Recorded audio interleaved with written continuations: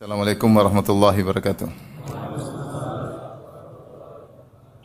Alhamdulillahi ala ihsani wa syukru lahu ala taufiqihi wa amtinani. Asyhadu an la ilaha illallah wahdahu la syarika lahu ta'ziman li sya'ni. Wa asyhadu anna Muhammadan abduhu wa rasuluhu da'ila ridwani. Allahumma salli alaihi wa ala alihi wa ashabihi wa ikhwani. Hadirin dan hadirat yang dirahmati Allah Subhanahu wa taala, pada kesempatan kali ini kita akan bahas tentang sabar dan 3 macam model sabar. Sungguhnya di antara ibadah yang sangat agung adalah sabar.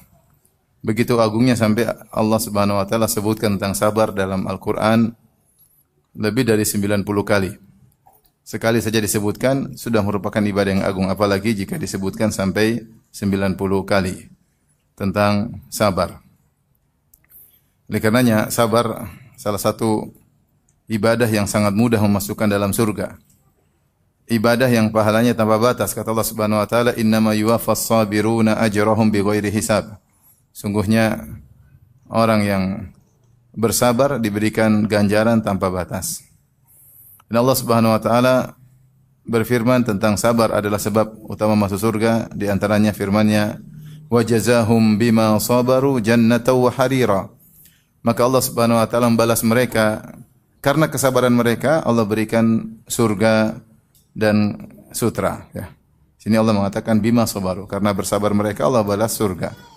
Dalam ayat yang lain Allah menyebutkan tentang para malaikat yang memberi salam kepada penghuni surga.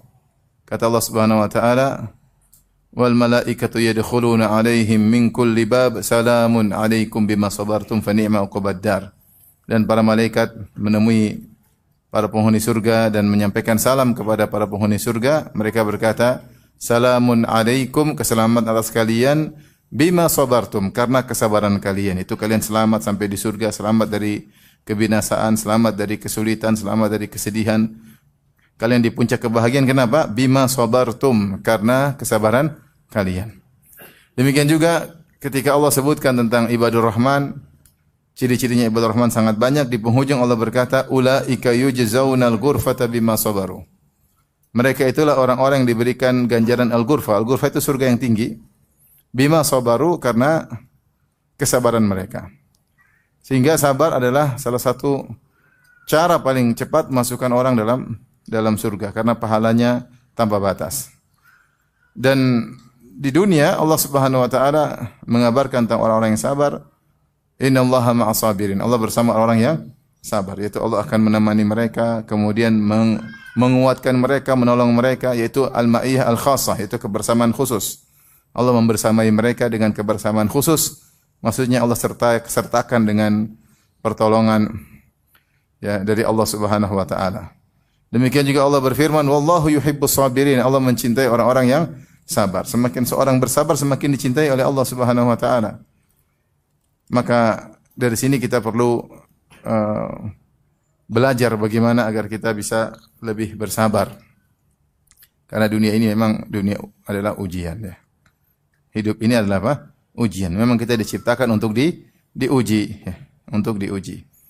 Ikhwan dan akhwat yang rahmati Allah Subhanahu wa taala, para ulama menjelaskan bahwasanya sabar ada 3. Sabar ada 3. Yang pertama namanya as-sabru ala ta'ah, kesabaran dalam jalan ketaatan. Yang kedua as-sabru anil ma'siyah, yaitu sabar untuk meninggalkan kemaksiatan. Dan yang ketiga as-sabru ala aqdarillahil mu'limah, sabar menghadapi ujian-ujian dan musibah-musibah yang menyakitkan hati, yang tidak menyenangkan hati. Ini 3 model kesabaran, dan ketiga-tiganya berlaku terkait dengan ayat-ayat yang tadi kita sebutkan. Yaitu 3-tiganya pahalanya tanpa batas. 3-tiganya merupakan sebab utama masuk surga. 3-tiganya sebab dicintai oleh Allah Subhanahu wa taala. 3-tiganya merupakan sebab untuk mendapatkan kebersamaan khusus dari Allah Subhanahu wa taala. Namun dari 3 model ini, manakah sabar yang paling afdal? Apakah sabar dalam jalan ketaatan, ataukah sabar meninggalkan kemaksiatan, ataukah sabar ketika terkena musibah? Banyak orang menyangka namanya sabar cuma kalau terkena musibah. Banyak orang menyangka demikian. Kalau saya bilang sabar, maksudnya sabar dalam menghadapi musibah. Padahal sabar tidak terbatas pada itu saja. Ada sabar yang lain, yaitu sabar dalam jalan ketaatan, Ada juga sabar meninggalkan maksiat selain sabar menghadapi musibah. Syekhul Islam Ibnu Taimiyah rahimahullahu taala menyebutkan bahwasanya sabar tadi terbagi menjadi tiga. Tiga ini bisa kita klasifikasikan menjadi dua juga, menjadi dua. Yang pertama disebut dengan as-sabru al-ikhtiyari, sabar pilihan. Yang kedua disebut dengan as-sabru al-idtirari, itu sabar terpaksa. Sabar pilihan, sabar terpaksa. Yang dimaksud dengan sabar pilihan yaitu dia ada milih untuk sabar atau tidak. Untuk sabar atau tidak, untuk melakukan atau tidak. Dan yang dimaksud dengan sabar pilihan itu dua, yaitu sabar melakukan menjalankan ketaatan dan sabar meninggalkan maksiat. Ibarat misalnya kita lagi di rumah, kemudian terdengar kumandang azan subuh, as-salatu khairum minan naum, ya, salat lebih baik daripada tidur. Kita punya pilihan.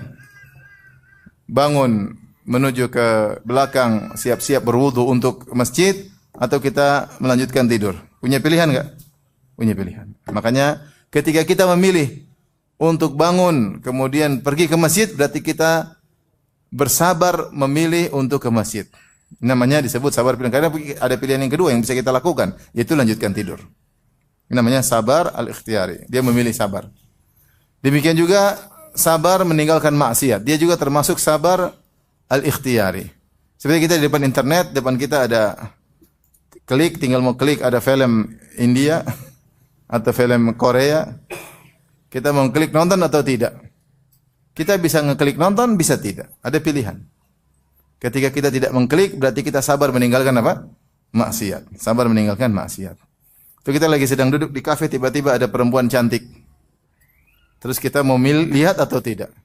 Kita punya pilihan. Mumpung istri nggak ada ya. Mau melihat atau tidak? Kalau kita menundukkan pandangan, berarti kita memilih tidak melihat. Itu namanya sabar meninggalkan maksiat. Atau kita melanggar, kita lihat. Berarti kita tidak sabar. Ini namanya as-sabru al-ikhtiyari, sabar pilihan. Sabar yang model kedua, klasifikasi kedua adalah sabar as-sabru al-idtirari, sabar terpaksa. Sabar terpaksa terkait dengan sabar terkena musibah karena kita enggak ada pilihan. Kecolongan uang, enggak ada pilihan. Sakit, enggak ada pilihan, ya udah tinggal terima. Enggak ada pilihan sehat atau sakit. Kalau sakit atau sakit enggak ada pilihan. Diomelin istri, ada pilihan? Tidak ada, ya sudah, mau gimana lagi? Enggak ada pilihan. Sabar. Ini sabar terpaksa. Ya enggak? Ada pilihan enggak Bapak? Enggak ada. Itu namanya sabar terpaksa. Terkena musibah itu namanya sabar terpaksa. Ditinjau dari sisi ini, maka as-sabr al-ikhtiyari, sabar pilihan lebih afdol daripada sabar terpaksa. Paham? Kenapa? Karena terpaksa kita nggak ada pilihan, ya sudah, tinggal kita jalani. Tapi kalau sabar pilihan, dia bisa milih melakukan atau tidak. Maka ditinjau dari sisi ini, maka sabar pilihan lebih afdal daripada sabar terpaksa. Ya. Oleh karenanya Ibnu Taimiyah rahimahullah menyebutkan apa yang dialami oleh Nabi Yusuf alaihissalam, beliau mengalami 3 model sabar. Di antaranya beliau mengalami sabar al-idtirari, sabar terpaksa. Apa yang dialami oleh Nabi Yusuf alaihissalam, dia dimusuhi oleh kakak-kakaknya. Dia enggak ada pilihan. Dihasadin oleh kakak-kakaknya, enggak ada pilihan. Dilemparkan dalam sumur, dia enggak ada pilihan. Dia enggak ada pilihan, ya sudah, mau diapain, melempar dalam, buka bajunya lempar dalam sumur. Dipisahkan dari ayahnya yang sangat dia cintai oleh kakak-kakaknya, kakaknya pisahin dia agar jauh tidak dilihat lagi oleh Nabi Yakub alaihissalam. Dia tidak ada pilihan. Ini semua adalah sabar terpaksa dan dia menjalaninya dengan penuh kesabaran. Taib. Dia diuji juga dengan sabar meninggalkan maksiat. Nah, ini baru sabar pilihan. Ketika diuji dengan wanita yang sangat cantik jelita, yaitu Imra'atul Aziz. Ada yang mengatakan namanya Zulaikha, ada yang mengatakan namanya yang lain pula. Intinya dia Imra'atul Aziz, istri dari seorang pejabat tinggi di Mesir ketika itu, yang sangat cantik jelita yang Allah abadikan dalam surat Yusuf. Farawadatul lati huwa fi baiti an nafsi wa ghallaqatil abwab wa qalat hayta lak. Sebagaimana sudah pernah kita jelaskan dalam banyak pengajian. Intinya wanita tersebut sangat cantik jelita, sudah cantik kemudian dia menghiasi dirinya. Kemudian Yusuf masih muda. Kemudian Yusuf jauh dari kampungnya. Kalau orang jauh dari kampung semakin mudah untuk apa? Bermaksiat, ya. Kemudian tidak ada yang lihat, wa ghallaqatil abwab, semua pintu sudah tertutup. Kemudian sang wanita agak maksa, ya, ngancam, ya. Subhanallah, yang lebih parah, sang wanita sudah di puncak hasrat dan Nabi Yusuf juga kata Allah wa hamma biha. Yusuf juga sudah tergerak hasratnya. Dia muda, di depan dia wanita cantik. Laula an ra'a burhana rabbih. Kalau bukan dia melihat petunjuk dari Allah Subhanahu wa taala, tapi dia memilih untuk meninggalkan maksiat. Maka dia pun kabur, wastabaqal baba, kemudian dia kabur menuju pintu untuk melarikan diri. Akhirnya ditariklah baju dari belakang. Sabarnya Yusuf meninggalkan maksiat, meninggalkan rayuan Zulaikha atau Imratul Aziz, ini lebih afdal daripada ketika Yusuf sabar dilempar dalam sumur. Lebih afdal daripada Yusuf sabar ketika dipisahkan dari ayah dan ibunya. Kenapa? Karena ketika dilempar di sumur dan dipisahkan dari orang tua itu sabar al-ittirari, as-sabrul ittirari, sabar terpaksa. Adapun ketika digoda oleh Imratul Aziz, maka itu sabar pilihan. Demikian juga sabar yang dialami oleh Nabi Ibrahim alaihissalam ketika diperintahkan oleh Allah Subhanahu wa taala untuk berdakwah. Dia bersabar berdakwah, bersabar untuk menyampaikan hujjah di hadapan ayahnya meskipun harus diusir. Dia bersabar menyampaikan hujjah di hadapan kaumnya. Dia bersabar, kemudian dia menghancurkan patung-patung dan dia dialog dan dia tahu resikonya seperti apa. Dia bersabar dalam menjalankan dakwah. Kemudian dia bersabar juga untuk berpisah dari anaknya, ya. Dan diperintahkan untuk menyembelih anaknya, sabar untuk menyembelih anaknya yang Allah sebut dalam Al-Qur'an, falamma balagha ma'us sa'ya. Ketika Ismail sudah mencapai remaja, sudah dewasa, lagi begitu gagah-gagahnya sang anak, maka Ibrahim diperintahkan untuk menyembelihnya. Maka dia berkata, "Ya bunayya, inni ara fil manami anni adzbahuk, fanzur madza tara." Wahai anakku, aku bermimpi aku menyembelihmu. Menurutmu bagaimana? Maka Ismail berkata, "Ya abati fa'al ma tu'mar, satajiduni insyaallah minas sabirin." Lakukanlah apa yang diperintahkan Allah kepadamu, insyaallah kau dapati aku niscaya insyaallah termasuk orang-orang yang sabar. Ibrahim ketika diperintahkan, dia menjalankan ketaatan untuk menyembelih anaknya. Maka ini juga sabar dalam menjalankan ketaatan, dalam berdakwah. Kata Ibnu Taimiyah, lebih afdal daripada sabar yang dilakukan oleh Nabi Ayyub alaihissalam ketika diberi sakit oleh Allah Subhanahu wa taala. Kenapa? Karena sabarnya Nabi Ayyub, sabar pilihan atau sabar terpaksa? Sabar terpaksa. As-sabrul ittirari. Maka jika ditinjau dari sabar pilihan dan sabar terpaksa, maka lebih afdal sabar terpaksa. Jadi mau saya lebih terpaksa sabar pilihan. Mau saya jadi seorang menghadirkan dalam dirinya semua sabar berpahala. Jangan menyangka cuma sabar terkena musibah saja, pahalanya besar. Cuma sabar diomelin istri saja, pahalanya besar. Ke masjid juga pahalanya besar, sabar, dakwah bersabar, ya, juga pahalanya besar. Sabar bayar zakat, intinya ketaatan juga pahalanya besar. Tapi setelah itu mana yang lebih afdal? Sabar menjalankan ketaatan atau sabar meninggalkan maksiat? Mana yang lebih afdal? Ketaatan meninggalkan maksiat? Kenapa ketaatan? Hah? Emang meninggalkan maksiat tidak butuh usaha? Tinggal-tinggalkan depan ceweknya depan gimana? Tinggal ngerayu gimana? Tinggal dihadang gimana? Tentunya sangat berat, ya. Melakukan ketaatan, demikian juga meninggalkan maksiat, dua-dua yang berat. Tetapi ditinjau dari sisi tertentu, maka sabar menjalankan ketaatan lebih afdal. Kenapa lebih afdal? Ditinjau dari tujuan utama kita diciptakan adalah untuk beribadah, ya tidak? Allah berfirman, "Wa ma khalaqtul jinna wal insa illa liya'budun." Tidaklah aku ciptakan jin manusia kecuali untuk beribadah. Adapun meninggalkan maksiat adalah penyempurna dari ibadah tersebut. Tujuan kita untuk beribadah sebagai bukti kita seorang hamba, makhluk yang diciptakan oleh Sang Khalik. Bukti terkuat apa? Kita menyembahnya. Maka kita diciptakan untuk beribadah kepada Allah. Adapun meninggalkan maksiat adalah penyempurna. Kemudian juga maslahat adanya ketaatan Ya. Lebih besar daripada maslahat ditinggalkannya maksiat. Maslahat adanya ketaatan yang muncul lebih besar kemaslahatannya daripada ditinggalkannya maksiat. Atau sebaliknya, kemudaratan tidak dikerjakan maksiat lebih besar mudaratnya daripada kemudaratan dilakukan maksiat. Kemudaratan tidak dilakukan ketaatan, kemudaratan tidak dilakukan ketaatan lebih mudarat daripada kemudaratan dilakukan maksiat. Ini sekedar komparasi bahwasanya ketaatan menjalankan sabar dan menjalankan ketaatan lebih afdal daripada sabar meninggalkan maksiat. Tapi semuanya juga berat ya. Tentu ini pembicaraan secara teori, tapi ketika kita masuk secara per kasus maka bisa berbeda. Contohnya gimana?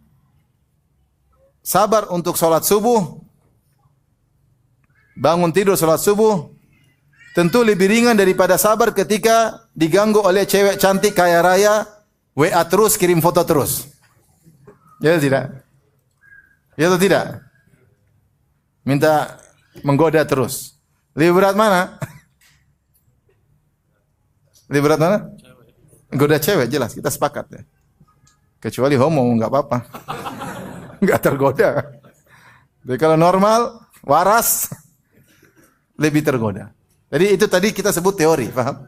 Teori. Secara umum, sabar, ketaatan lebih tinggi daripada sabar meninggalkan apa? Maksiat, dan lebih tinggi daripada sabar terkena musibah. Tapi ketika kita masuk pada perkasus, belum tentu.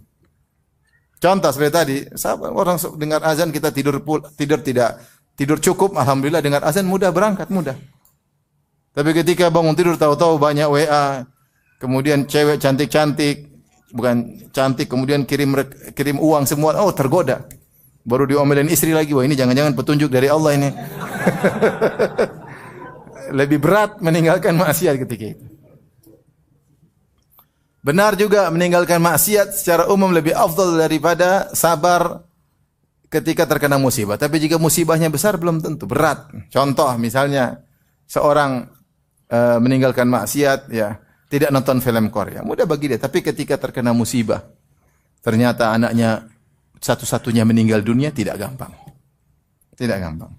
Jadi apa yang kita sampaikan tadi, maksudnya secara jenis, paham? Secara jenis, tapi secara per kasus berbeda. Ini contohnya seperti mana? Seperti saya mengatakan, lelaki lebih afdal daripada wanita secara jenis. Paham? Walaysa dzakaru kal unsa, lelaki lebih afdal daripada wanita. Tapi secara person-person belum tentu. Ada laki tukang maksiat, ada wanita salehah, lebih afdal wanita salehah. Paham? Paham enggak? Sama seperti dalam kaidah al-bid'atu ahabbu ila syaitan minal ma'siyah. Bid'ah lebih parah daripada maksiat. Kenapa al-bid'atu al-ma'siyatu yutabu minha? Orang bermaksiat dia masih mungkin bertobat karena dia tahu dia salah. Tapi kalau bid'ah tidak mungkin dia bertobat karena dia merasa tidak bersalah. Maka ditinjau dari sisi itu bid'ah lebih parah daripada maksiat. Karena orang bid'ah tidak merasa bersalah, bagaimana mau bertobat? Tapi jika ditinjau dari per kasus, ada bid'ah yang parah seperti bid'ah wahdatul wujud, meyakini Allah bergabung bersatu dengan makhluk, ya ini kekufuran. Tentu lebih parah daripada maksiat zina.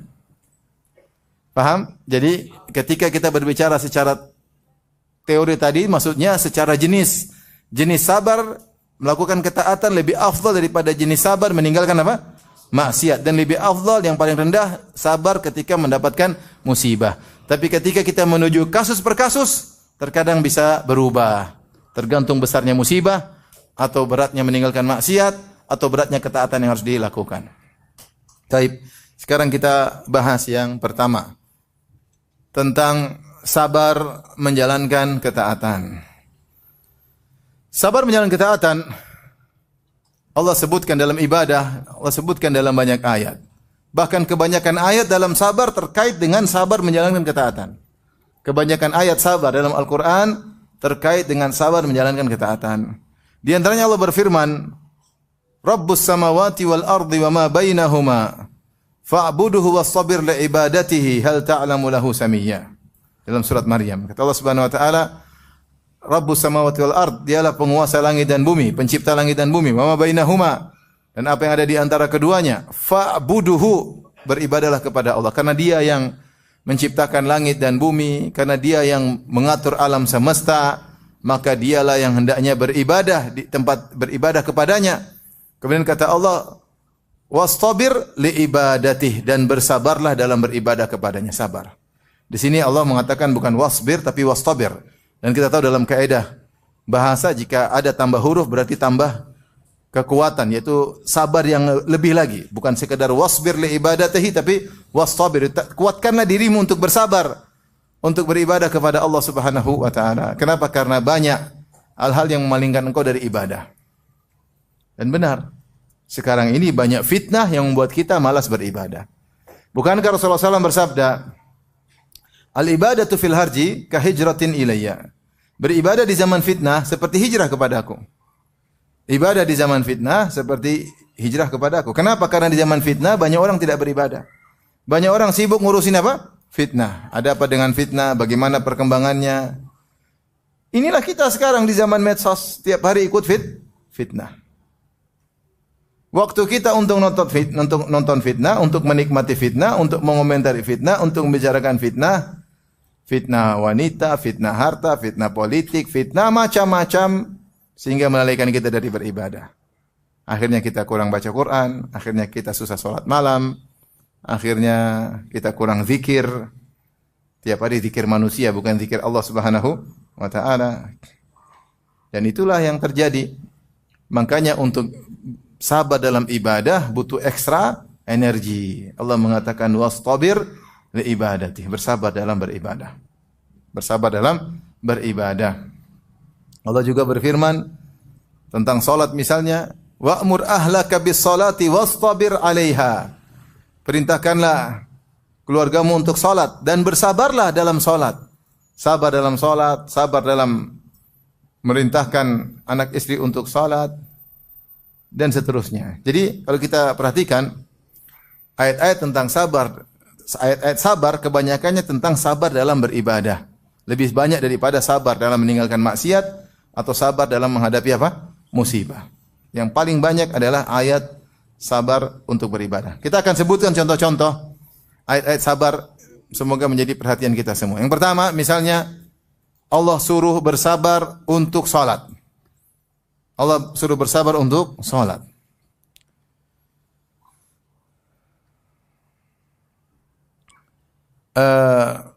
Allah berfirman tadi dalam surat akhir surat Thaha, wa'mur ahlaka bis salati wastabir 'alaiha. Perintahkanlah keluargamu, anak istrimu untuk salat. Wastabir 'alaiha, dan sabarlah untuk salat. Salat butuh kesabaran. Salat butuh kesabaran. Salat yang benar, salat yang khusyuk. Apalagi salat dengan iqamatus salat, iqamis salat dengan salat yang sempurna, serta dengan qabliyah dan ba'diyah dengan sunnah-sunnahnya, ini butuh kesabaran luar biasa. Kata Allah, wastabir 'alaiha, bersabar untuk salat. Bersabar untuk salat, bersabar untuk perintahkan anak istri untuk salat. Kemudian Allah ingatkan, la nas'aluka rizqan nahnu narzuquk. Kami tidak minta rizki darimu, bahkan kami yang beri rizki kepadamu. Kenapa? Isyarat bahwasanya banyak orang tidak sabar untuk salat, dan banyak orang tidak sabar untuk nyuruh anak istri salat. Kenapa? Sibuk cari rizki. Sibuk cari rizki karena banyak kerjaan, banyak nyeles ya. Banyak kegiatan, banyak proyek, lupa untuk nyuruh anak istri salat. Maka Allah tegur, la nas'aluka rizqan. Kami tidak pernah minta rizki kepada kalian. Nahnu narzuquk, justru kami beri rizki kepada kalian.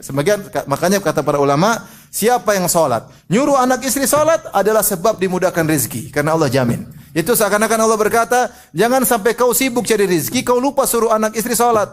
Suruhlah carilah rizki, tapi sisihkan waktu untuk nyuruh anak istri apa? Salat. Kami yang tanggung rizkimu. Kami yang tanggung rizkimu. Wal aqibatu littaqwa, dan kesudahan yang indah bagi orang yang bertakwa. Ini contoh Allah suruh untuk sabar dalam salat. Makanya sabar kita nyuruh anak salat, sabar nyuruh anak ke masjid untuk salat ya. Ada orang marah-marah ya. Dia bangun anak salat subuh, salat. Malas dia. Salat nak, malas. Ini di Arab sana. Akhirnya dia marah. Dia bilang, "Ya himar, salat."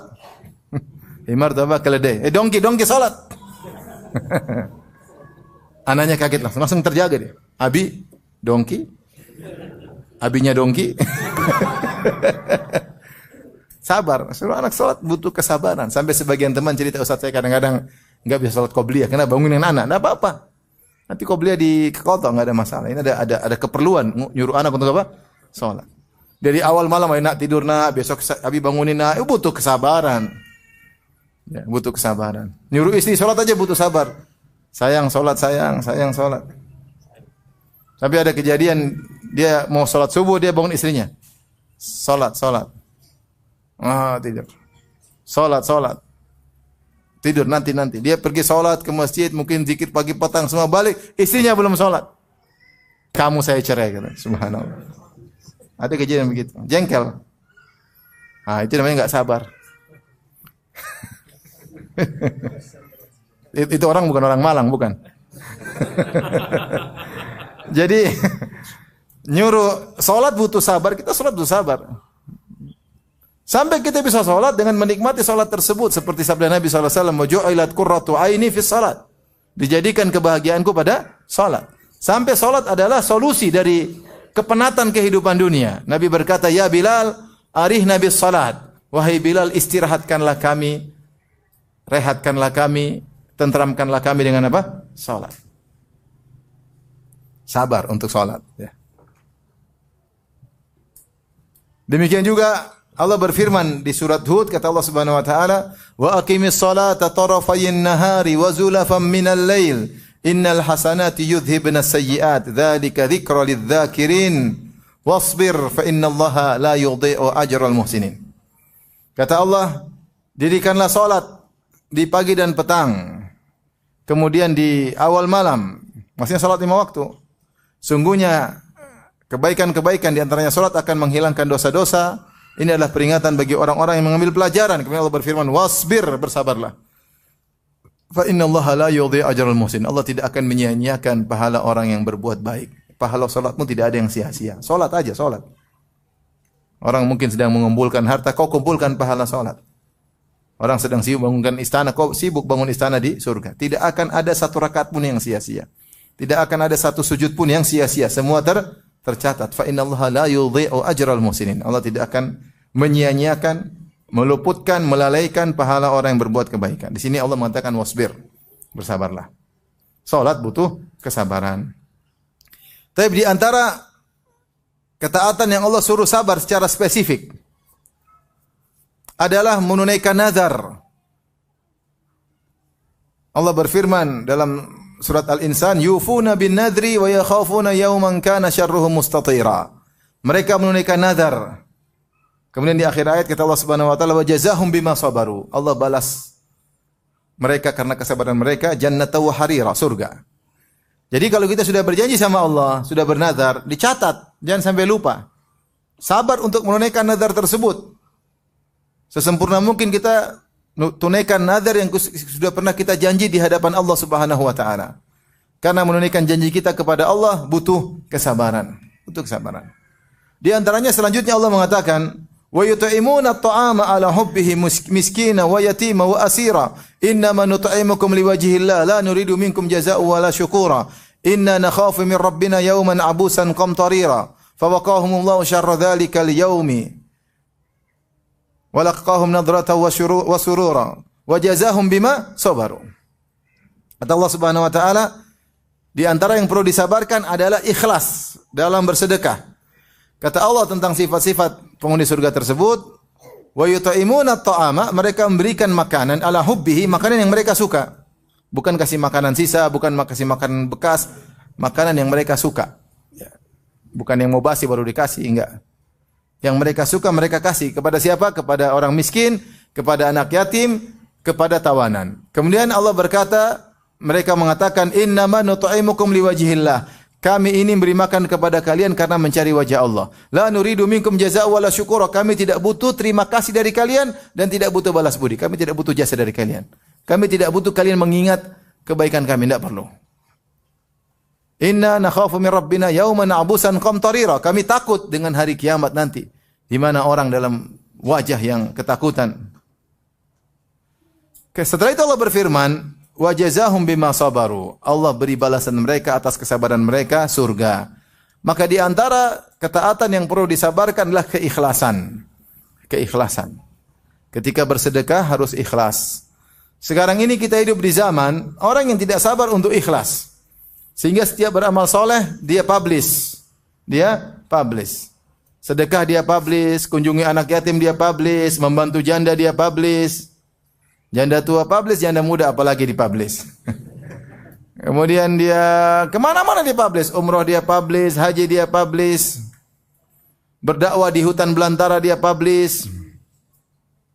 Kalau kajiannya tidak apa-apa, tapi semuanya dia publish. Perjalanannya, rintangannya, dia publish semuanya. Semua amal soleh tidak sabar untuk tidak dipublish. Kecanduan kalau tidak dipublish, gatal kalau tidak dipublish. Jadilah kecanduan suka memamerkan amal soleh. Sekarang kita zaman orang suka pamer amal soleh. Bukan cuma audiens, ustaz pun demikian, tidak sabar untuk menyembunyikan amal soleh. Ketika sang ustaz suka pamer amal soleh, akhirnya audiens lebih parah daripada ustaznya.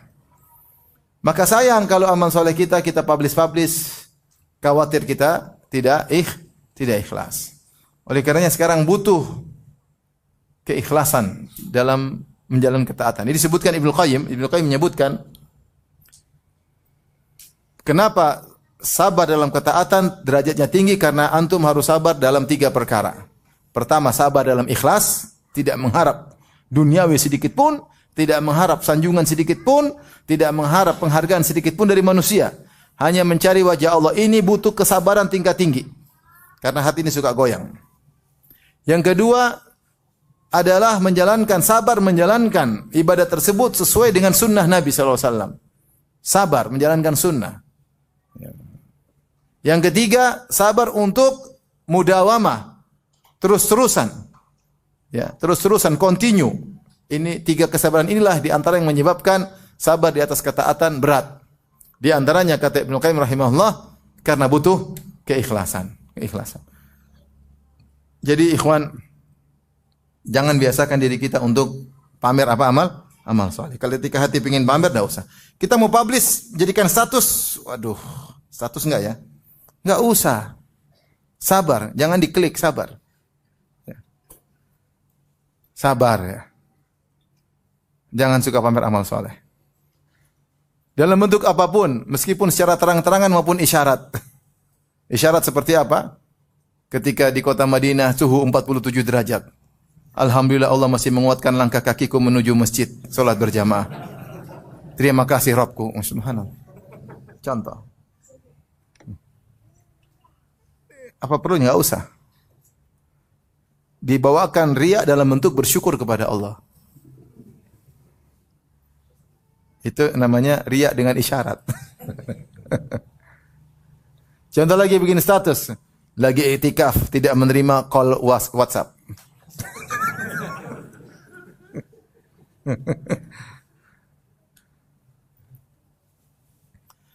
Atau bangun jam 3 malam terus bikin status baru. Akhirat lebih baik daripada dunia. Maksudnya jadi antum sabar. Sabar, jangan pamer amal soleh. Kalau ada orang cerita nama saya, antum jangan terpancing. Assalamualaikum, waalaikumsalam. Alhamdulillah, saya sudah haji 5 kali loh. Dalam hati, saya sudah 20 kali. 5 kali. Oh, Masya Allah, alhamdulillah. Ya udah. Hati ini ingin cerita, kamu 5 kali juga pun hajinya pun melanggar semua. Pakai visa ziarah, sama visa pekerja, sama visa percepatan, semua pelanggaran. Itu saja pamer-pamer. Maksudnya, enggak usah lah. Enggak usah. Jadi terkadang kita terpancing mau pamer, enggak usah. Sabar, ikhlas, sabar. Sabar untuk tidak mengharap, kata Ibnu Qayyim, sanjungan manusia sedikit pun, sabar. Itu butuh kesabaran untuk ikhlas. Lihat Allah mengatakan wa jazahum bima sabaru, mereka sabar bersedekah karena Allah, tidak mengharapkan sanjungan. La nuridu minkum jazaan wala syukura. Kami tidak butuh dari kalian balas budi maupun terima kasih. Ini juga ketika kita bersedekah, kita sabar. Sedekah kasih misalnya kerabat, kakak, adik, orang tua kayak siapa, jangan berharap mereka bilang terima kasih, enggak usah. Latih diri kita untuk tidak mengharap terima kasih dari mereka. Bagaimana caranya? Dengan kita merubah mindset kita, kalau kita sedekah itu, mereka yang berjasa kepada kita. Karena dengan kita bersedekah, kita lebih diuntungkan daripada dia. Dia paling cuma buat berobat atau untuk makan selesai. Dia dapat manfaat sebentar, kita manfaat banyak. Pahala banyak. Dapat keuntungan di dunia, dilipat gandakan terkadang sedekah kita. Rezeki tambah lancar, dijauhkan dari kematian yang buruk. Kemudian nanti di alam barzah merasakan hasilnya. Di akhirat apalagi banyak. Jadi yang diuntungkan kita bukan dia. Maka kita rubah mindset sehingga kita tidak berharap, tidak merasa di atas ketika memberinya, dan tidak perlu mengharap balas budi dari dia. Oleh karenanya Aisyah radhiyallahu anha diriwayatkan ketika dia bersedekah, dia kirim budaknya, dia bilang, tunggu apa yang diucapkan oleh orang yang kita sedekahin terus. Yang kita sedekahin tadi. Maka budaknya nunggu, kemudian disedekahi, berdoa kebaikan buat Aisyah. Kemudian budaknya lapor, wahai Aisyah, wahai Ummul Mukminin, tadi waktu saya kasih sedekah, dia berdoa untuk Anda begini-begini. Aisyah balas doanya. Karena dia ingin pahala sedekahnya murni, tidak terpotong dengan doa orang tersebut. Maka dia balas doanya dengan doa tersebut, doa yang sama. Artinya tidak berharap sedikit pun terima kasih dari orang tersebut. Untuk begini, tidak gampang. Apalagi kita sudah bantu orang, ternyata orang itu balas kita dengan keburukan, gibahin kita. Waduh, sakit hati. Sudah dibelikan sarung, masih gibahin kita. Lupa kemarin yang lunas saya hutang dia siapa. Lupa waktu dia sakit yang antar ke rumah sakit siapa. Kita mau bicara ini, tapi tahan diri. Karena sudah gitu kita man wal adha, akhirnya pahala kita hilang. Jadi maksud saya dalam menjalankan ketaatan butuh kesabaran. Di antara ketaatan yang butuh kesabaran adalah menyambung silaturahmi. Allah sebut dalam surat Ar-Ra'd, ketika Allah memuji para penghuni surga, Allah berkata, wassalamun alaikum bima sabartum. Keselamatan atas kalian karena kesabaran kalian. Apa sifat-sifat mereka? Di antara sifat-sifat mereka kata Allah Subhanahu wa taala, ya,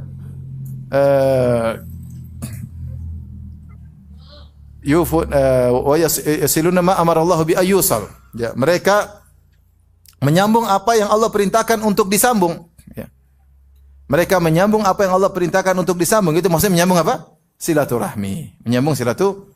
Alladzina yufuna bi ahdillahi wa la yanquduna al-mitsaq. Walladzina yasiluna ma amara Allah bi ayyusal. Orang-orang yang menunaikan janji mereka kepada Allah dan tidak membatalkan perjanjian mereka kepada Allah, dan orang-orang yang menyambung silaturahmi yang diperintahkan oleh Allah. Ternyata di antara ibadah yang disebutkan secara khusus oleh Allah untuk disabarin adalah nyambung silaturahmi, dan ini butuh kesabaran tingkat tinggi. Sabar untuk telepon, untuk datang ke rumah kerabat. Kalau jauh sabar untuk nelpon mereka, basa-basi yang penting tersambung. Kalau ada rezeki, sabar untuk memberikan kepada mereka hadiah, kebaikan disambung kepada mereka. Sabar untuk mendengar keluh kesah mereka. Sabar terkadang mereka bikin masalah sama kita sehingga kita tidak memutuskan silaturahmi, butuh perjuangan untuk menyambung silaturahmi. Ya. Saya punya kawan, dia bilang sama saya, Ustaz, saya ini susah Ustaz. Dia kebetulan kaya. Kalau saya kasih uang banyak sama adik-adik, dibilang sombong. Kalau saya nggak kasih, dibilang pelit. Udah kasih sebagian aja, jangan banyak-banyak. Artinya kasih aja, mau dibilang sombong, biarin aja. Bukan sombong, kita lagi sayang. Ya. Jadi, silaturahmi butuh kesabaran. Harus mengalahkan ego, apalagi masalah sama adik. Maunya kita yang kakak, adik yang minta maaf. Tapi enggak, kita karena Allah. Saya kan kakak, kamu adik yang kesini doang. Enggak, jangan begitu. Kita sabar menyambung apa? Silaturahmi. Ini contoh yang Allah sebutkan. Di antara amal soleh yang Allah perintah untuk sabar, Allah sebutkan di antara sifat-sifat ibadur rahman adalah salat malam. Ya Allah mengatakan, walladzina yabituna li rabbihim sujjadan wa qiyama. Dan orang-orang yang di malam hari mereka sujud dan berdiri, maksudnya mereka salat malam. Ini juga butuh kesabaran luar biasa. Untuk bangun malam, kemudian salat malam, membaguskan berdiri di hadapan Allah Subhanahu wa taala. Ibnu Qayyim berkata, siapa yang bagus memperbaguskan berdirinya di dunia di hadapan Allah ketika salat, Allah akan mempermudah berdirinya ketika berhadapan dengan Allah di hari pertanggungjawaban. Sabar, bangun, pasang alarm 1 jam sebelum subuh, kemudian bangun, sabar. Alarm jangan taruh dekat kepala, taruh di atas lemari. Jadi kalau bangun langsung, kalau perlu 2. Satu di lemari, satu di telinga istri. Jadi biar istri yang bangunkan kita. Kita bangun. Bangun cuma kebiasaan. Bangun kita ngantuk-ngantuk ke belakang, kemudian kasih air, sikat gigi, selesai, sudah hilang. Udah sholat. Sabar. Meninggalkan kelezatan tidur untuk mencari muka ke hadapan Allah Subhanahu wa taala. Yang paling lezat itu tidur. Lebih lezat daripada makanan. Kalau antum dikasih dua pilihan, makanan enak sama ngantuk buat tidur, pilih mana? Pilih tidur. Makanan seenak kamu kalau ngantuk pilih mana? Pilih tidur. Tapi antum melawan kelezatan tersebut, apalagi lagi mimpi indah terus bangun. Antum melawan, ya. Karena Allah Subhanahu wa taala. Itu butuh kesabaran luar biasa. Butuh kesabaran. Tapi ini semua sekedar sampel aja sebagai contoh, ya. Sabar dalam jalan ketaatan memang butuh kesabaran. Sekarang berdakwah juga butuh kesabaran, ya. Taib. Di antara bentuk perintah Allah, sabar yang paling berat, Allah sebutkan di akhir surat Al-Imran. Kata Allah Subhanahu wa taala, "Ya ayyuhalladzina amanu sabiru wa sabiru wa rabitu wattaqullaha la'allakum tuflihun." Wahai orang yang beriman, bersabarlah. Isbiru. Allah mengatakan wasabiru dan muqawamah. Sabiru itu di antara tafsirannya yaitu lawan kesabaran mereka dengan kesabaran kalian, jangan sampai kalah. Yaitu musuh sabar, kalian juga sabar. Isyarat bahwasanya musuh-musuh dakwah juga butuh, mereka juga sabar. Maka jangan sampai kalian kalah dengan kesabaran mereka. Itu di antara makna wasabiru, karena dia wazan fa'ala mufa'alah, yaitu saling sabar. Sabarlah engkau sebagaimana mereka sabar. Ternyata Allah sebutkan para ahlul batil yang berdakwah mendakwahkan kebatilan juga sabar. Contoh Allah sebutkan orang-orang musyrikin dahulu, di antaranya kaum Nuh. Wa qalu la tadharunna alihatakum wa la tadharunna wadda wa la suwa'a wa la yaghutha wa ya'uqa wa nasra. Kata pembesar-pembesar kaum Nabi Nuh menghasung anak buah mereka dengan berkata, la tadharunna alihatakum. Jangan sekali-sekali kalian meninggalkan sembahan-sembahan kalian. Jangan sekali-sekali kalian menyembahkan Wat, Suwa, Yaguth, Ya'uq, Nasr. Ini lima sesembahan di zaman Nabi Nuh. Ayo sembah terus, sembah. Jangan dengar si Nuh, terus sembah. Jadi mereka sabar untuk menyembah berhala. Sabar atau tidak? Sabar. Sabar untuk syirik. Di zaman Nabi juga Allah sebutkan, "Wantalaqal mala'u minhum animshu wasbiru ala alihatikum inna hadza la syai'un yurad." Kata Allah Subhanahu wa taala, berjalan sebagian pembesar-besar mereka dan berkata, "Animshu, ayo jalan, wasbiru ala alihatikum." Sabarlah dalam menyembah Tuhan-Tuhan kalian. Sabar. Sabar, jangan dengar Muhammad. Dalam ayat yang lain mereka berkata, "In kada la yudhilluna laula an sabarna 'alaiha." Dalam surat Al-Furqan. Kata Allah Subhanahu wa taala, orang-orang musyrikin berkata, hampir-hampir Muhammad menyesatkan kita, subhanallah. Hampir-hampir kita disesatkan oleh Muhammad kalau bukan karena kita sabar di atas kesyirikan. Jadi mereka sabar enggak? Sabar. Bukan cuma antum aja yang sabar. Mereka juga sabar. Di antaranya Allah sebutkan mereka juga berinfak. Kata Allah Subhanahu wa taala, "Innal ladzina kafaru yunfiquna amwalahum liyasuddu an sabilillah, fasayunfiqunaha thumma takunu 'alaihim hasrah, thumma yughlabun. Wal ladzina kafaru ila jahannama yuhsyarun." Sungguhnya orang-orang kafir mereka berinfak di jalan syaitan untuk menghalangi manusia dari tauhid, dari jalan Allah. Fasayunfiqunaha, sungguh mereka akan menginfakkan harta mereka. Kemudian infak tersebut akan menjadi penyesalan bagi mereka, justru menggiring mereka ke neraka jahanam. Tsumma yughlabun, kemudian mereka akan dikalahkan di dunia dan di akhirat mereka dilemparkan dalam neraka jahanam. Jadi mereka juga sabar berinfak. Maka kalau ahlul batil juga bersabar, pelaku syirik bersabar, sampai orang yang berdakwah untuk memurtadkan kaum muslimin mereka bersabar. Ada seorang dai, dia sudah merasa hebat, dia berjalan ke hutan belantara untuk dakwah. Sampai di sana tengah-tengah dia dapat misionaris wanita, cewek bule sedang dakwah di sana. Dia kalah sabar, ternyata sudah ada cewek bule yang mendahului dia. Jadi jangan sangka antum aja yang bersabar. Allah sudah sebutkan ahlul batil juga mereka bersabar. Makanya Allah mengatakan wasabiru, lawanlah sabar mereka dengan kesabaran kalian. Kalian sudah lebih sabar daripada mereka. Mereka juga bergerak, mereka juga berinfak, mereka ingin memurtadkan manusia, mereka ingin menjadikan tauhid menjadi syirik. Oleh karenanya sabar dalam dakwah butuh kesabaran. Dakwah butuh kesabaran. Nah, dalam dakwah di antara panitia butuh kesabaran. Dan demikian, lika-liku dakwah butuh kesabaran. Nabi Nuh alaihissalam dakwah luar biasa, sabar 950 tahun. Ya. Sabar 950 tahun. Dengan metode dakwah yang dia lakukan berbagai macam metode. Dia mengatakan, "Inni da'autu qaumi laila wa nahara." Ya Allah, aku dakwahi kaumku siang dan malam. Luar biasa, dakwah terus. Siang malam berdakwah. Kita cuma sebulan sekali. Nuh siang malam berdakwah. Kemudian dia mengatakan, ya, aku berdakwah asrartu lahum israra, ya. Aku berdakwah terang-terangan, aku berdakwah sembunyi-sembunyi, semua dia lakukan. Jadi kalau kita lagi ada kegiatan ketaatan, semangat dan sabar. Bukan maksudnya kita cuma melakukan ketaatan, tapi sabar, mudawamah, continue dalam ketaatan tersebut, itu pahalanya sangat besar.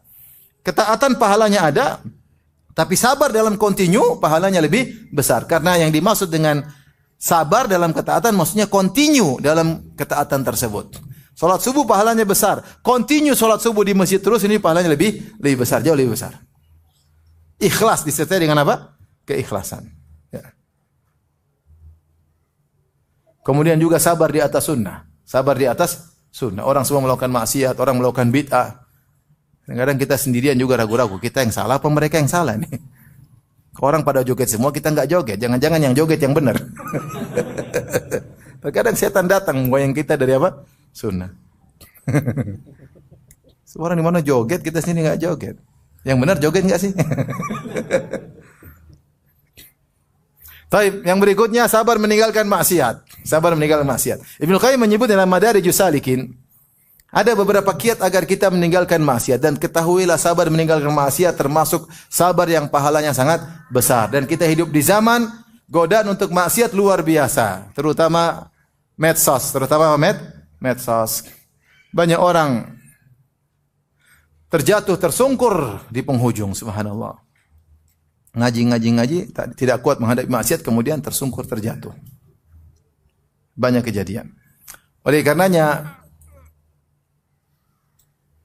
sabar untuk meninggalkan maksiat. Ada beberapa cara, beberapa kiat. Yang pertama, kata Ibnu Qayyim rahimahullahu taala, adalah mengingat akan dampak buruk akibat maksiat. Dampaknya banyak sekali. Dan ini sudah saya pernah punya kajian dari buku Ibnu Qayyim dari Da' wa Dawa. Di internet ada judulnya intinya dampak buruk dari apa? Bermaksiat. Kita baca itu di dunia, belum lagi di akhirat. Makanya Allah mengatakan, "Qul inni", katakanlah wahai Muhammad, "inni akhafu in asaitu rabbi adzab yaumin azim." Katakanlah Muhammad, aku takut kalau aku bermaksiat kepada Allah, aku akan ditimpa dengan adab yang pedih. Ada sebagian salaf ketika dia melakukan maksiat, maka dia taruh jadinya di api. Dia tidak kuat meletakkan tangannya di api, tentu sangat panas. Siapa yang kuat? Kita taruh jari di api, tentu kita kepanasan. Api dunia sih kita enggak kuat, apalagi api apa? Akhirat. Sabar. Ada seorang kawan menasihati kawan-kawannya. Kawan-kawannya suka ke luar negeri, kemudian dia khawatir kawan-kawannya berzina di luar negeri. Maka dia ngobrol sama kawan-kawannya. Dia bilang, menurut kalian kalau orang berzina sebab masuk neraka enggak? Oh iya, sebab masuk neraka. Zina. Taib, zina taruhlah 15 menit, setengah jam, taruhlah waktu tidak lama, zina. Bisa bikin masuk neraka enggak? Bisa. Taib, kalau masuk neraka kira-kira berapa lama di neraka? Mungkin 100 tahun? Mungkin. 1000 tahun gara-gara 15 menit? Mungkin.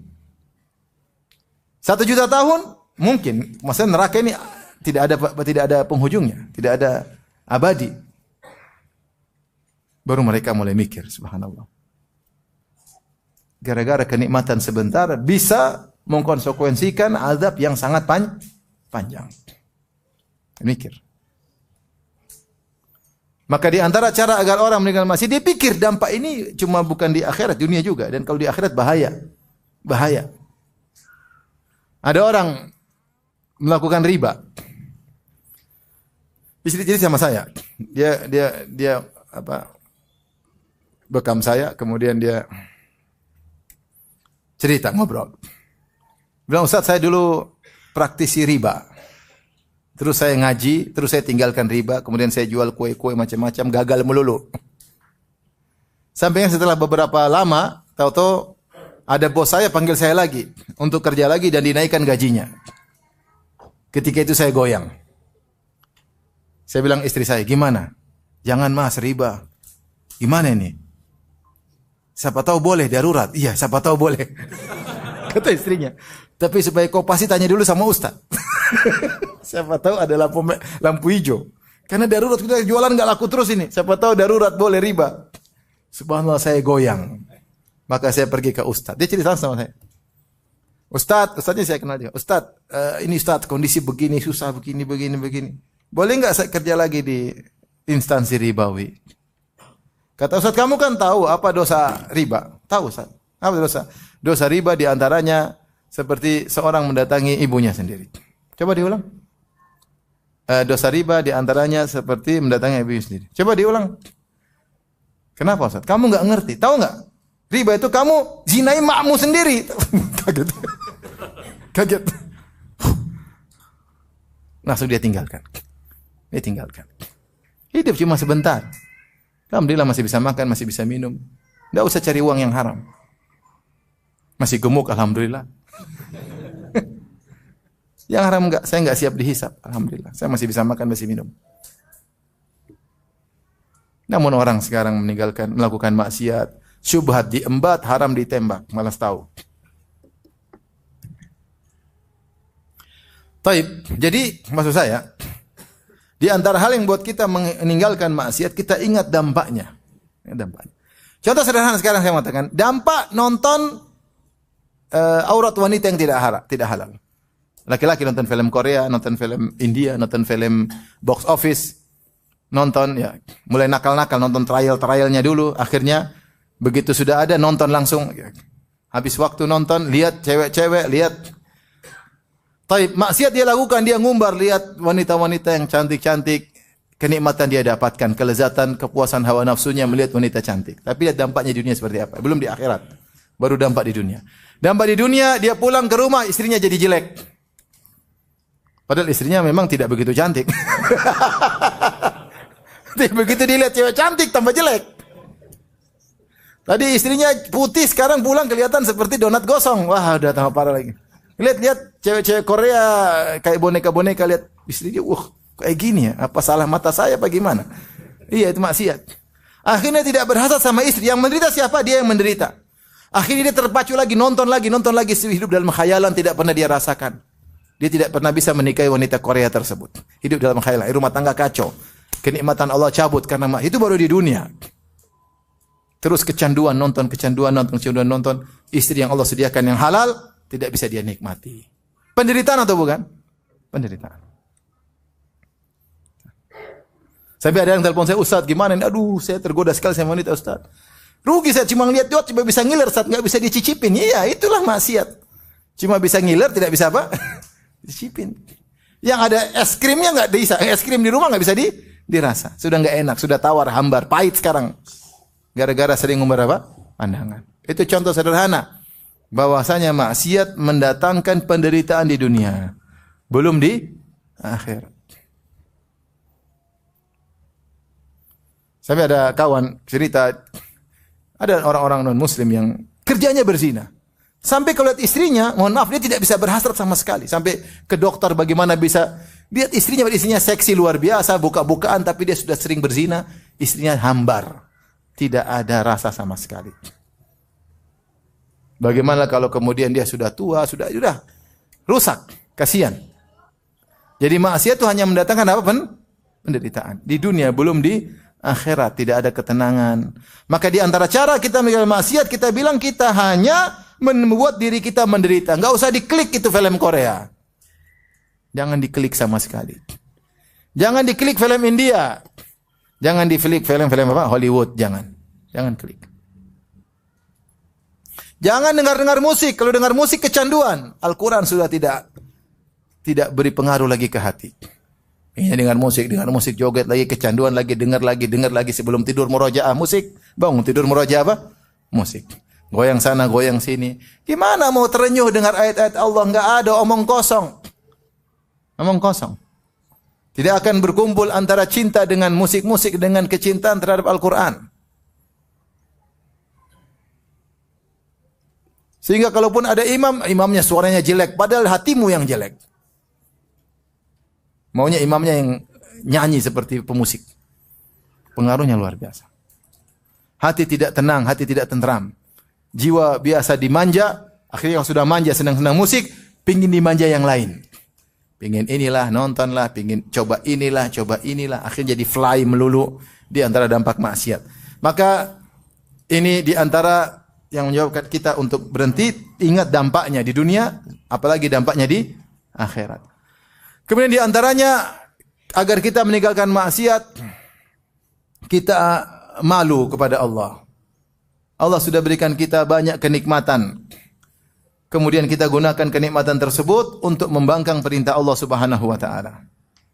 Allah mengatakan, "Alam naj'al lahu ainain?" Bukankah kami telah menjadikan bagi engkau dua mata? Wa lisana wa syafatain, lisan dan dua bibir. Kemudian kita gunakan untuk memandang yang haram, kita gunakan untuk berbicara yang haram. Malu sama Allah Subhanahu wa taala. Makanya Nabi Yusuf alaihissalam ketika dirayu oleh Zulaikha atau Imratul Aziz, dia berkata apa dalam Al-Qur'an? Innahu rabbi ahsana mathwaya. Sungguhnya Rabbku telah berbuat baik kepadaku. Di sini dua tafsiran. Ada yang mengatakan Rabbku maksudnya majikanku, yaitu suamimu baik sama saya. Bagaimana saya berkhianat kepada suamimu? Yang kedua tafsirnya innahu rabbi. Sungguhnya Allah telah berbuat baik kepadaku. Bagaimana aku membalas kebaikan Allah dengan membangkang perintahnya, dengan berzina. Ya akhi, kalau Allah ingin cabut kenikmatan yang Allah berikan kepada engkau, mudah bagi Allah. Sementara kita dengan santainya menggunakan kenikmatan tersebut untuk membangkang perintah Allah. Berjam-jam kita di hadapan tontonan yang haram. Berjam-jam kita, malaikat catat terus. Kita maksiat. Kita kerja maksiat, makan uang haram. Ngeri, hidup cuma sebentar. Oleh karenanya malu kepada Allah ketika kita menggunakan nikmat yang Allah berikan kepada kita justru untuk bermaksiat kepada Allah Subhanahu wa taala. Intinya kita butuh kesabaran menyabarkan diri kita. Itu ada sebab-sebab yang Ibnu Qayyim sebutkan dalam kitabnya Madarijus Salikin, ya. Madarijus Salikin. Dan beliau menyebutkan di antaranya agar kita tidak melakukan maksiat, kita menghadirkan cinta kepada Allah. Bukankah kalau kau tinggalkan maksiat, kau sabar Allah cinta kepadamu? Maukah engkau melunturkan cinta Allah kepadamu? Kalau kita maksiat, Allah semakin tidak cinta sama kita. Allah semakin meninggalkan kita. Tadinya Allah bersamamu, Allah tinggalkan engkau. Kalau sudah ditinggalkan oleh Allah, apa yang mau kita harapkan? Kemana kita mau bersandar? Maka jangan bermaksiat. Kalau maksiat kita ditinggal oleh Allah. Kita tidak sabar. Kalau sabar, Wallahu yuhibbus sabirin. Allah cinta orang bersabar. Sabar meninggalkan maksiat. Innallaha ma'as sabirin. Allah senantiasa bersama kita. Apapun ujian yang kita hadapi, Allah bersama kita. Kenapa? Kita sabar meninggalkan maksiat. Tapi begitu kita mulai hobi maksiat, tontonan atau pendengaran atau makan haram, kecintaan Allah semakin luntur pada kita. Bisa berganti dengan kemurkaan kepada kita, wal iyadzubillah. Tapi yang terakhir adalah bersabar dalam rangka menghadapi musibah yang dibenci. Ada kiat-kiat agar kita bersabar menghadapi musibah yang kita benci. Saya sudah punya pembahasan, kajian khusus bisa dinonton nanti, tentang kiat-kiat ridha terhadap musibah. Kiat-kiat ridha terhadap musibah. Ada sekitar 10 kiat agar kita, saya tidak akan ulangi lagi. Tapi saya ingin sampaikan di sini perkataan Ibnu Qayyim rahimahullahu taala. Beliau berkata, "Hadhihi thalathatu asya' tab'atsul mutalabbis biha ala sabri fil bala."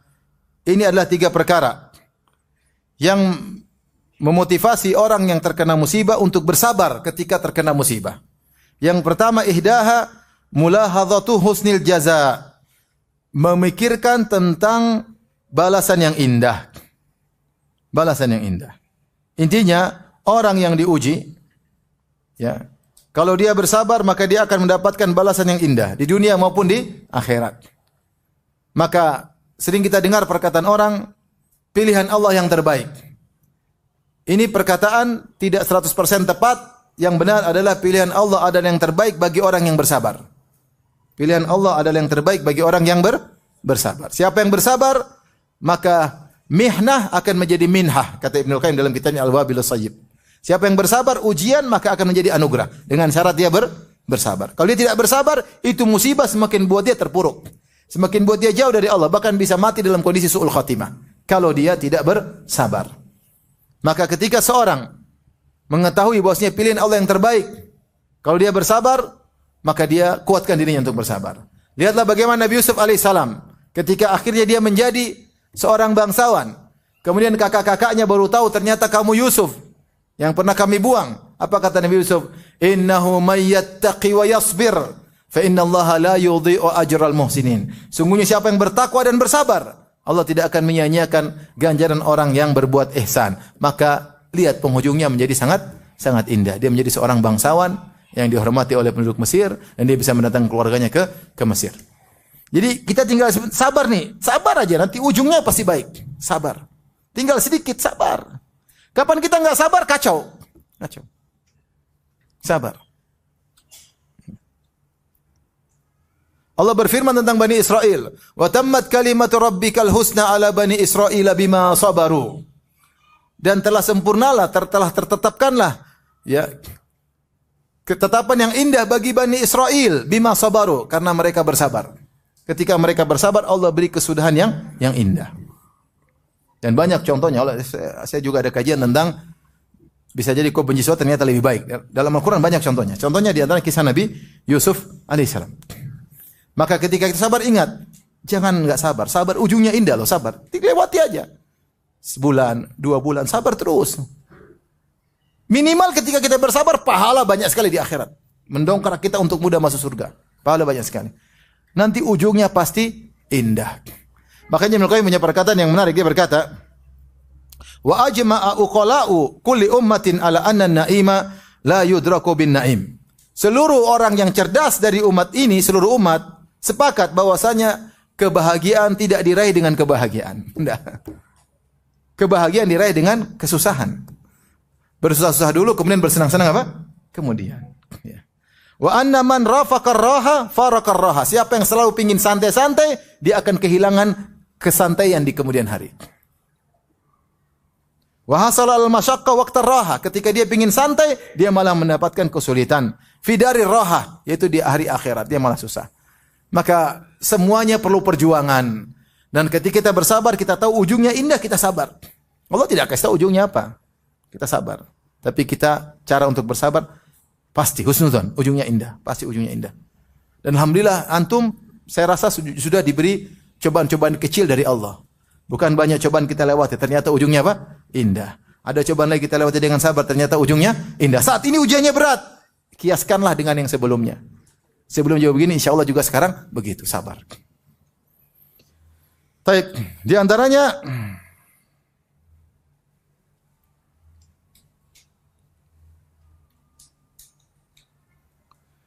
menganggap musibah itu ringan. Ini sudah azan ya?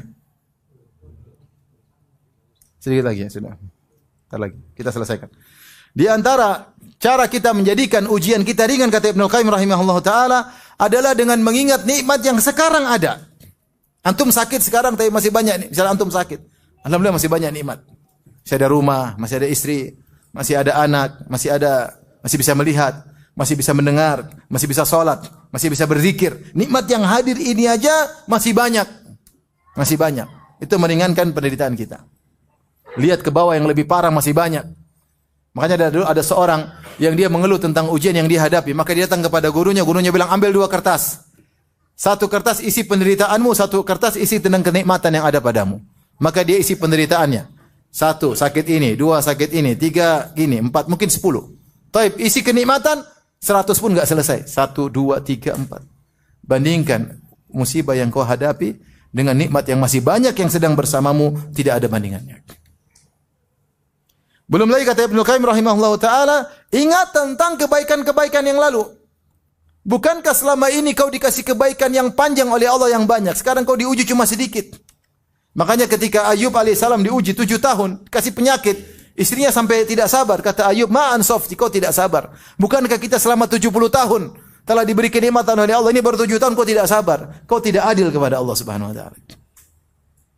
Selama ini kita sehat, nikmat, kasih ujian itu pun demi kebaikan kita.